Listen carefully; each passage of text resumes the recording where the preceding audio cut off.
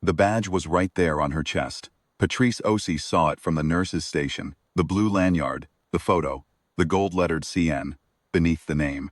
She had seen that badge 100 Tuesday nights. She knew the woman wearing it. Everybody on 4 West knew Vera Odoms, but the woman blocking the ward door did not.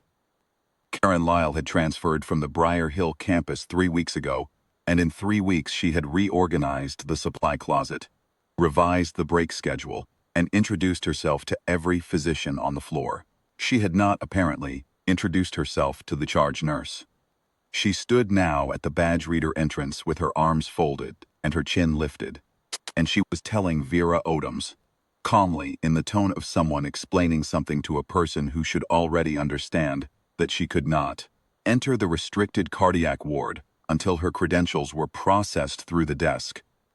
Vera stood on the corridor side of the glass door. She had arrived 6 minutes early, which she always did. She was wearing her scrubs, her stethoscope looped at the neck, badge clipped at the sternum. She had a patient on a post-bypass drip in room 412, and a new admission in 408, whose chart she had been turning over in her mind on the drive in. "I'm Vera," she said. "Charge nurse 4 West. I've been charge nurse on this floor for 9 years. I understand that's what you're saying," Lyle said. "But I don't have you in my onboarding roster, and the badge reader logged an error on your last scan, so until I can confirm, my badge is current," Vera said. She held it up, level and unhurried, so the fluorescent light caught the photo. "The reader logged an error because the reader has been logging intermittent errors on this door for 3 weeks. Facilities has a ticket open. You can call them if you'd like. I'd like you to come with me to the service desk." "I'd rather not," Vera said. It was not loud. It was not sharp. It had the quality of something set down firmly on a table. "My patients are inside. If you need to verify my credentials, you can do it here." Patrice, at the nurse's station, heard all of this through the glass. She had heard it and done nothing for approximately 90 seconds. She had told herself it was a paperwork thing, a new supervisor thing, that Vera would talk her way through in another 30 seconds and be in the door. She had looked down at a chart. She had looked back up. Vera was still in the corridor, and Patrice, who had worked beside Vera Odoms for 6 of those 9 years, who had watched her run a code in room 415, with the composure of someone who had been waiting quietly for exactly that emergency. Patrice put her chart down. She walked to the glass door and opened it from the inside. "Karen," she said, "this is Vera. She's our charge nurse." Lyle turned. "Nurse Osi, I've asked her to come to the desk." "She doesn't need to go to the desk." Patrice's voice was steady, though her pulse was not. "She's the charge nurse. She has been for 9 years. Her badge is in the system. The reader on this door has a service ticket." For a moment the 3 of them stood in the open doorway. Patrice holding the door, Lyle facing it, Vera waiting with her hands at her sides, and her face composed in a way that Patrice would think about for a long time afterward. Not angry, not hurt, not showing it. Simply present and certain and patient in a way that cost something. Lyle said, "I appreciate the context.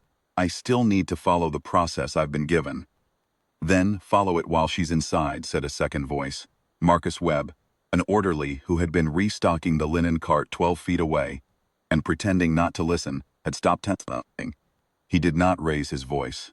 He simply said it, and then went back to the linens, and the words stayed in the air. Lyle opened her mouth, and then the monitor in room 412 began to climb. It was not a code, not yet. It was the pre-arrhythmia pattern that Vera Odoms could read the way some people read weather.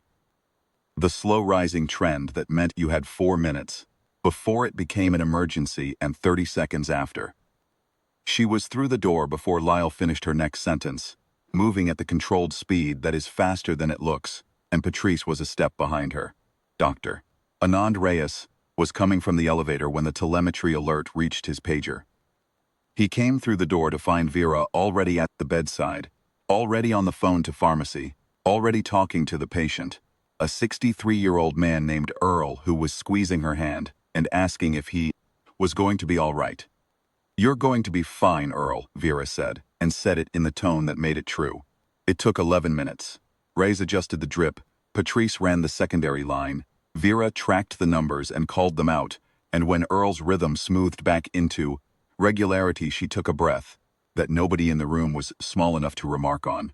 Reyes found Lyle waiting at the nurse's station. "I understand there was a situation at the door," he said. "It was not a question. I was following intake protocol for unverified misms." "Odoms has been charge nurse on this floor for 9 years," Reyes said. "Her badge was on her person. The reader on that door has a documented fault."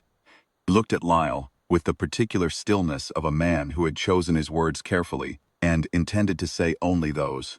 "I'm going to ask you to step out while I call the CNO." The chief nursing officer arrived at 9:20. Her name was Dr. Lavinia Burke, and she had the kind of voice that does not need to be loud to fill a room. She spoke with Lyle in the consultation office for 14 minutes. She spoke with Vera for 20. She spoke with Patrice, and with Marcus, and with 2 other nurses who had watched from the station. By the end of the week, Aaron Lyle was on administrative review, pending a formal HR inquiry. The badge reader was repaired. Floor-wide protocol was issued, laminated and posted at every ward entrance at Halcyon, specifying that no credentialed staff member was to be denied access on the basis of a reader error or an onboarding roster discrepancy, and that any dispute was to be logged and referred to the CNO without delay. The protocol bore a date and a case reference number.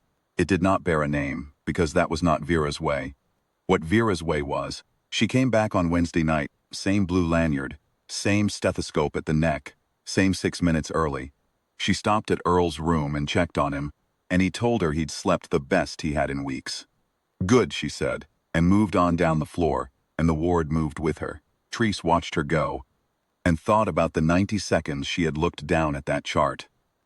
She thought about Marcus, who had not looked away at all. There is a particular kind of courage that asks nothing of the person who displays it.